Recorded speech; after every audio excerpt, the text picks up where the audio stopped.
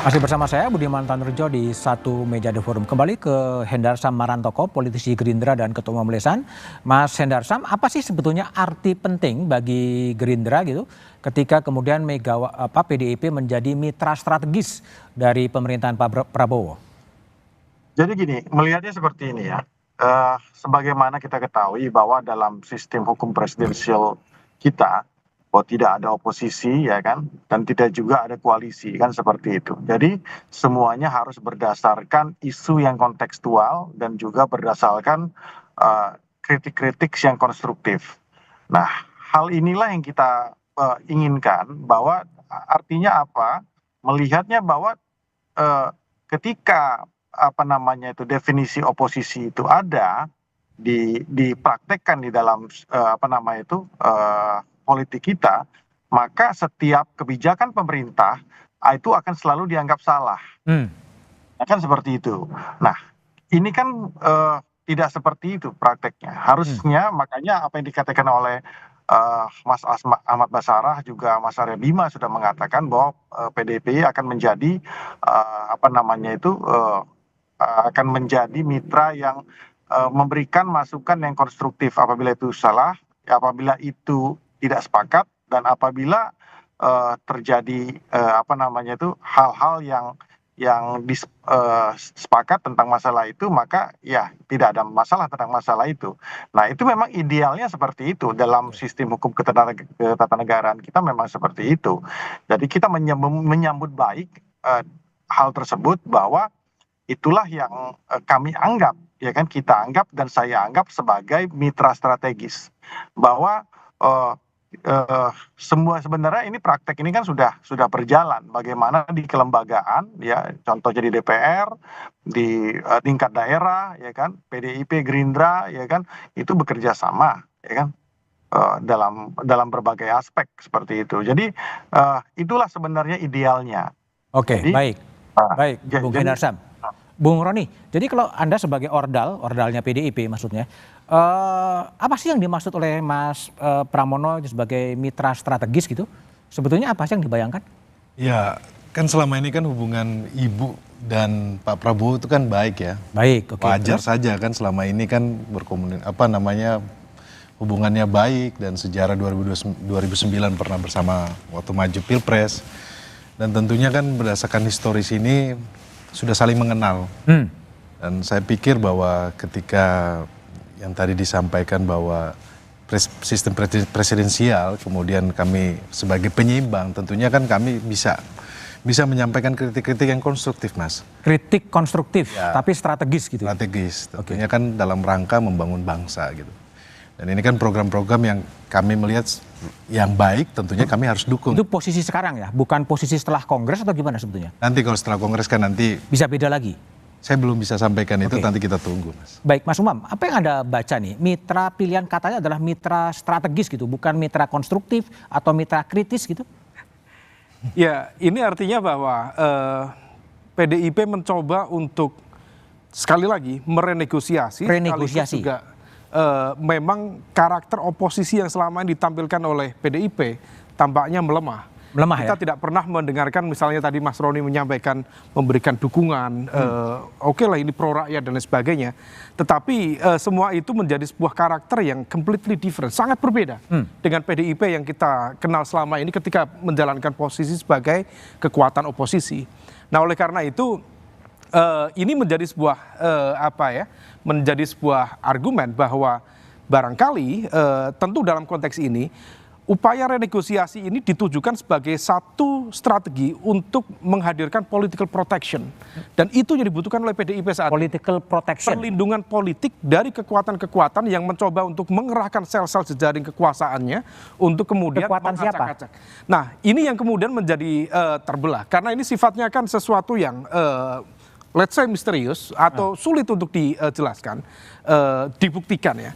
Tetapi bahwa ketika Bu Mega mengundang Pak Prabowo untuk hadir nanti di Kongres setelah Lebaran, itu kan mencoba untuk menegaskan bahwa hadirnya presiden adalah jaminan perlindungan politik bagi PDIP. Nah, siapa yang kemudian patut diduga untuk melakukan operasi untuk mengacak-acak PDIP adalah elemen di luar Pak Prabowo yang masih memiliki jejaring kekuasaan yang kemudian barangkali memiliki garis relasional atau garis konfliktual dengan sel-sel di dalam PDIP. Di dalam konteks ini, kalau misal kemudian kita kerucutkan lebih detail, memang garis konflik itu lebih tampak antara Mas Hasto dengan Pak Jokowi misalnya. Pak Jokowi. Meskipun tentu itu sifatnya basisnya asumsi spekulatif, tetapi bahwa kemudian statement berbalas statement, kemudian kebijakan berbalas dengan statement balik, itu menegaskan bahwa ada situasi yang tidak baik-baik saja. Dan kalau misal kemudian dalam konteks kepartaian, untuk mengerahkan, mengambil alih kekuatan PDIP bukan dengan mengganti Bu Mega, tetapi menetralisir seluruh elemen-elemen di sekitar Bu Mega sehingga kemudian kendali atau kontrol itu bisa diambil. Nah, salah satu yang kemudian anasir itu yang ingin dipisahkan adalah Mas Hasto menjadi target utama. Mas Hasto akan dipisahkan. Meskipun dalam konteks ini, Mas, saya ingin menggarisbawahi, kalau misal kemudian mempertanyakan basis penyidikan yang dilakukan oleh KPK, KPK juga bisa memiliki basis argumen yang kuat. Memang angkanya tidak mencapai 1 miliar dalam proses bribery itu atau suap itu. Tetapi dalam konteks makro kekuasaan, memang ini bisa kemudian disimbolisasikan sebagai bagian dari political corruption. Dan Mas Hasto memang bukan pejabat publik, tetapi dalam konteks definisi PEP, politically exposed person, yang banyak dijadikan referensi dalam UNCAC, memang adalah elemen individu yang memiliki fungsi publik, jadi public function, bukan semata-mata kemudian mereka yang berasal dari pejabat publik, tetapi memiliki impact, pengaruh dalam konteks kehidupan publik bernegara. Maka KPK memiliki judgement yang kuat, tetapi memastikan apakah KPK netral, independen, profesional, itu yang kemudian bisa menjadi perdebatan. Oke, Bung Jamin, gimana Anda respon? Sebenarnya UNCAC 2003 itu ada beberapa yang nggak kita jadikan kita ratifikasi dengan 7 2006, tapi kita nggak masukkan dalam peraturan perundang-undangan kita.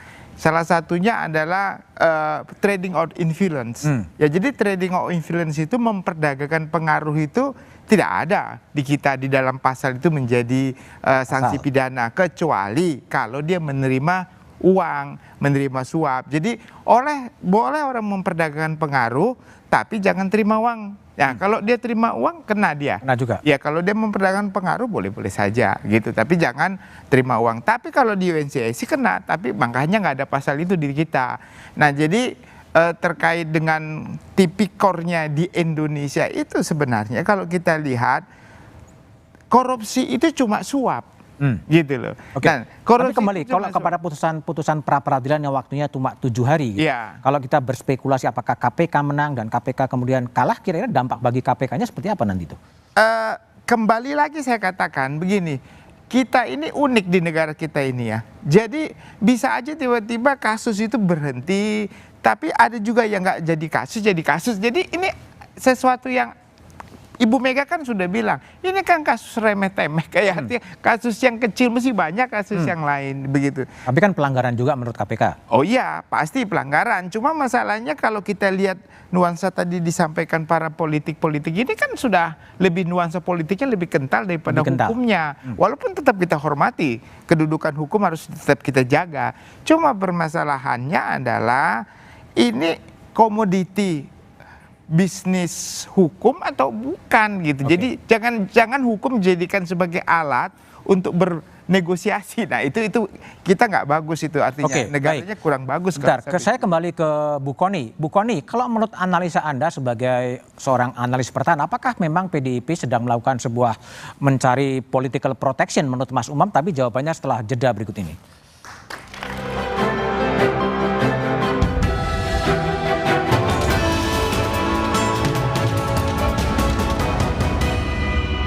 Diperiksa KPK selama lebih dari 3 jam, Hasto Kristianto, Sekjen PDI Perjuangan tak